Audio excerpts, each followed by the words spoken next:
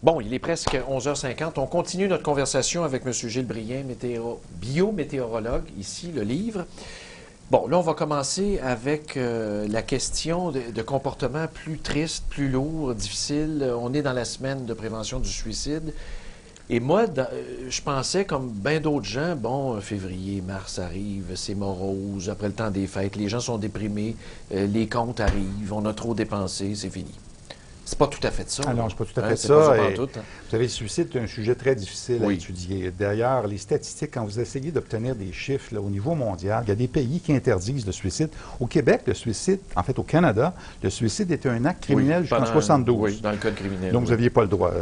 Alors, essayez de compiler des statistiques dans cette situation. On sait que l'Organisme de santé mondiale estime qu'il y a près de 1 à 2 millions de personnes qui se suicident chaque année dans le monde, et il y a eu vraiment une fréquence à la hausse depuis quelques années. Oui, oui. Dans les sociétés qui sont surtout fragilisées, qui connaissent beaucoup de changements, dans une société basée sur l'agriculture, la culture, comme le Québec, et qui est poussée vers les technologies, vers les transformations au niveau du travail, c'est dans ces sociétés-là qu'on voit des différences sur le taux de suicide. Oui, puis même dans certaines entreprises, je ne sais pas si vous avez vu en France, chez France Télécom, à un moment donné, les gens se jetaient par les fenêtres. Oui. Puis pas juste un, là, plusieurs en série. On se demandait ce qui se passait. Parce que le suicide, c'est pas quelque chose qui se produit également d'un jour à l'autre. Il y a des cycles, il y a des mois, il y a même une saison pour les suicides. Oui. Et ça, la météo vient jouer Il y a là-dedans? une variation saisonnière sur les suicides au Québec. Vous allez avoir plus de suicides ici au Québec en avril-mai qu'au cœur de l'hiver. Le mois de février, c'est un des mois les plus calmes au niveau des tentatives de suicide. OK, donc c'est un mythe. Moi, je pensais qu'on était dans le temps fort du suicide. Non, disons que c'est plutôt... c'est un peu plus tard dans l'année. Toutes les sociétés, tous les pays dans l'hémisphère nord, c'est au milieu d'avril, au mois de mai. Pourquoi? Et dans l'hémisphère sud, c'est le contraire. C'est en octobre. Premièrement, les deux choses qu'il faut avoir en tête, c'est que le suicide, c'est surtout une résultante d'une maladie mentale. 90 ou 95 des gens qui sont suicidaires sont des gens qui ont un diagnostic d'une maladie du cerveau. Première chose. Le deuxième élément, c'est que les gens qui sont schizophrènes, certains types de maladies sont très affectés par les balances de mélatonine. Ça, c'est des hormones. La mélatonine, on la connaît. Vous avez aussi la sérotonine, qui est l'hormone du bonheur. Ça, c'est des niveaux d'hormones qui vont beaucoup varier avec la luminosité. Dès qu'arrive le mois d'avril, vous avez une accroissance là, de l'activité solaire. Ça pousse. Ben oui, puis ça, c'est le coup de départ de la reproduction aussi dans la nature. On sent bien, il me semble. On sent bien. Période. Ben oui, puis une revitalisation aussi des habitudes sexuelles chez les animaux, même chez les humains. On sort nos bagnoles. Ben oui, ben oui. Mais ça affecte beaucoup les gens qui sont maniaco-dépressifs, qui sont schizophrènes, les gens qui sont malades, en fait, qui ont une maladie du cerveau. Donc ça les déstabilise? Ça les déstabilise, ça amène une période de déprime. Et on a des études qui semblent indiquer en Colombie-Britannique que certains types de personnes, les personnes âgées, en hiver, seraient plus menacées. Ici, au Québec, les jeunes.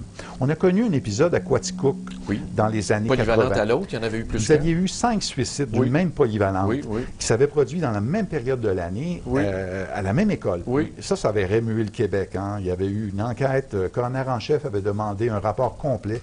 On a investigué la situation. On a même reconstitué des événements. On a demandé à des témoins de participer à l'enquête. Finalement, à la fin, le coroner n'avait pas conclu, il n'avait pas trouvé aucun lien qui reliait les suicides ensemble. Mais c'était simple. J'ai regardé le rapport du coroner, j'ai trouvé un lien immédiat. Les 5 suicides s'avaient produit dans la période la moins ensoleillée de l'année, à partir de la fin novembre jusqu'à peu près la fin, début janvier, mi-janvier.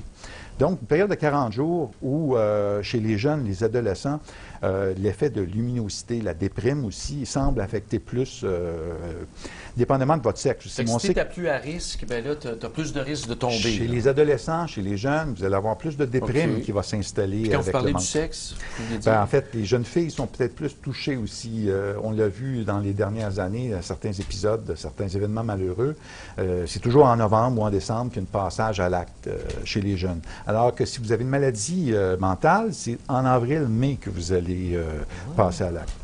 Ça, c'est bien documenté. Ça montre aussi qu'on est, finalement, on va suivre au fil des temps, au fil des saisons, les conditions météo. Parce que vous savez, présentement, là, vous et moi, on est au fond d'un océan d'air. On a 600 km d'épaisseur d'air sur nos épaules. On est des poissons au fond d'un océan d'air.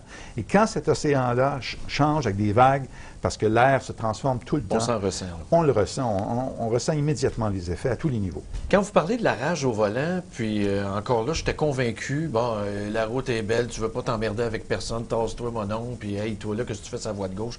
Et c'est là que ça dégénère. Moi, je pensais que c'était l'été, quand il fait beau et tu veux driver. Ben oui, moi aussi. Écoutez, il y a plus de gens qui utilisent leur voiture en été qu'en hiver. Alors, quand j'ai commencé à fouiller le phénomène, je me demandais, c'est nouveau ça. Vous savez que les sociétés où on a un réchauffement historique depuis à peu près quelques années, on voit des nouveaux phénomènes de société qu'on ne voyait pas. La rage au volant en est un, mais le car surfing, c'en est un autre. Les jeunes semblent chercher des activités très violentes et avec beaucoup d'adrénaline pendant l'été, pendant les jours les plus chauds. Et pour ce qui est de la rage au volant, je m'attendais à trouver maximum de cas en hiver, en fait en été, mais je me suis arrêté surtout aux cas les plus violents. C'est-à-dire au Québec, depuis 10 ans, il y a eu 5 cas de rage au volant qui se sont terminés par un meurtre. Et 4 de ces 5 cas-là se sont produits toujours en hiver. C'est ce qui m'a surpris surtout. Et les 5 cas s'avaient produit dans les 48 heures d'un changement de conditions météo. Un front froid très vigoureux, du temps très froid, glacial.